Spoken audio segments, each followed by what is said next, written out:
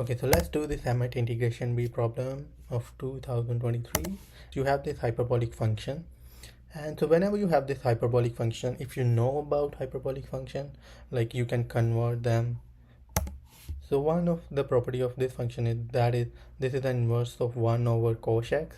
And one thing about hyperbolic function you should remember, you can convert them into exponentials, and exponentials are quite easy to deal with if you don't know how to integrate hyperbolic functions. So let's plug that in, and now you have this function. And so one thing to remember about this function, whenever you have this kind of function, try to convert them into same power.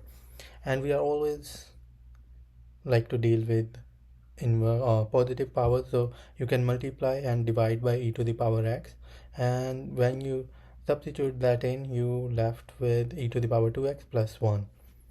So now you should see this as a u substitution. Very easy.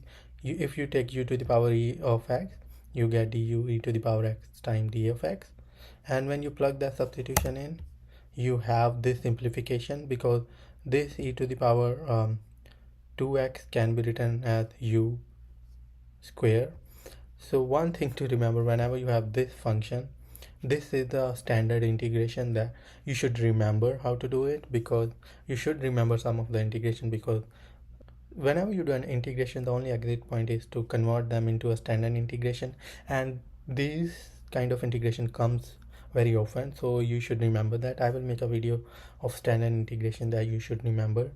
And this is basically a inverse of tangent of x, and you have tangent of x, inverse tangent of u. Now you can plug that your u substitution, and you have this your answer.